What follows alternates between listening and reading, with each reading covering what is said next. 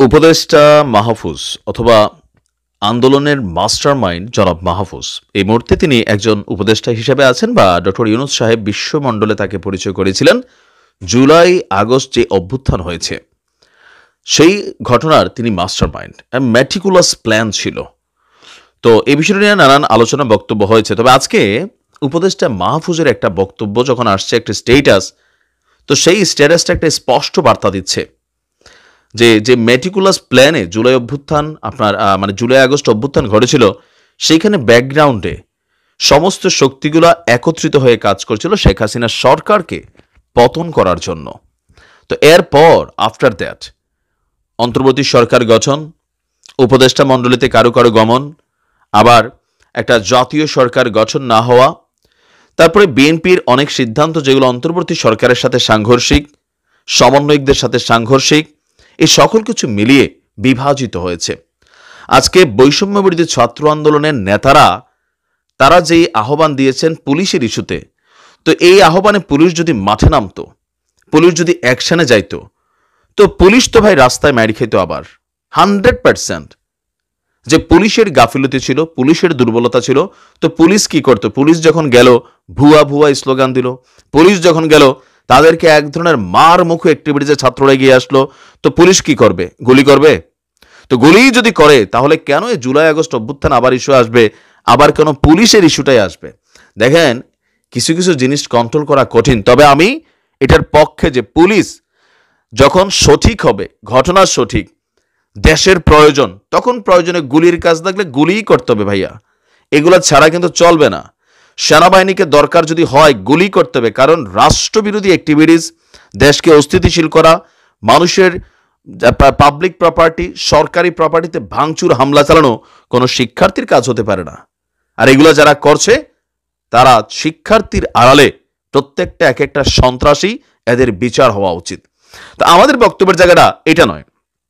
এখন এই ছাত্রদের বিরুদ্ধে যখন পুলিশের আওয়াজ তুলছে আমাদের সমন্বয়করা, তখন আবার আপনি কমেন্টগুলোতে দেখেন যে তোমাদেরকে উপদেষ্টা বানাইয়া সরকারি প্রটোকলে গাড়ি চড়তেছ, একজোড়া জাম ক্যাটস পরার যোগ্যতা ছিল না, নাইকের ক্যাটস পরতেছ, ব্র্যান্ডের গেঞ্জি পরতেছ, খাইতেছ, আমাদের অধিকারটা কোথায়?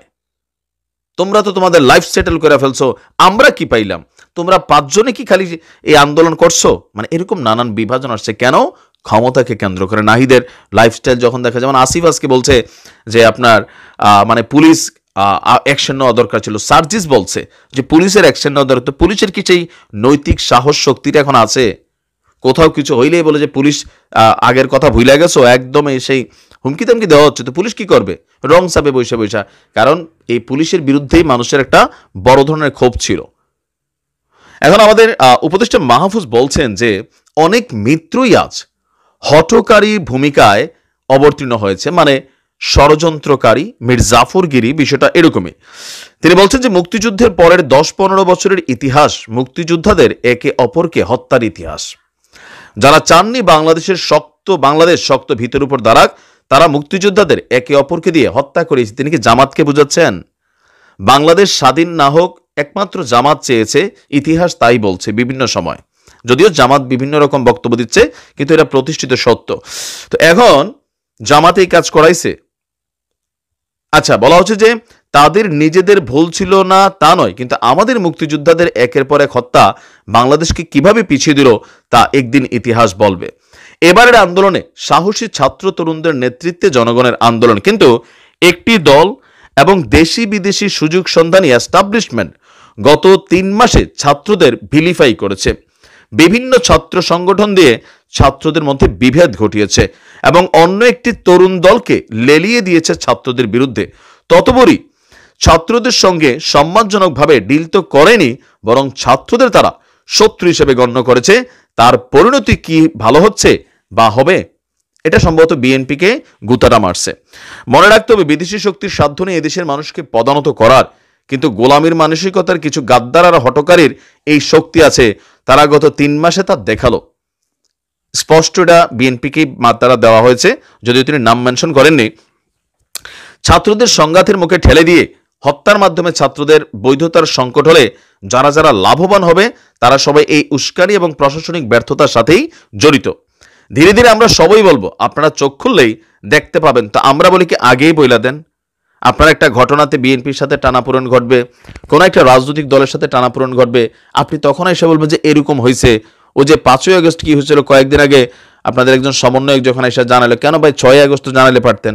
আপনাদের যখন স্বার্থ টান পড়ে তখন মানে মানুষের কাছে ক্লিয়ারেন্স দরকার। আপনাদের ভূমিকা নিয়ে এমনি মানুষের মধ্যে নানান ধরনের প্রশ্ন আছে। পলিটিক্যাল দলগুলোর মধ্যে বিভাজনের কারণে এই প্রশ্ন আরও বাড়ছে। তো এই মুহূর্তে সমন্বয়করা বা আমাদের উপদেষ্টারা যারা আছেন তারা কিন্তু বিভাজিত হয়ে গেছেন। এমনকি তারা টেনশনে আছেন যে পরিস্থিতি কোন দিকে যাবে। বিএনপির সাথে স্পষ্টত এই মুহূর্তে আভ্যন্তরীণ শত্রুতা লিপ্ত হয়ে গেছে। নাহিদ স্পষ্ট বলছে সংস্কার ছাড়া নির্বাচন হবে না, বিএনপি বলছে নির্বাচন আগে সংস্কার অল্প করে শেষ করে। পাল্টাপাল্টি বক্তব্য, কিন্তু স্পষ্ট খালি নাম মেনশন হচ্ছে না।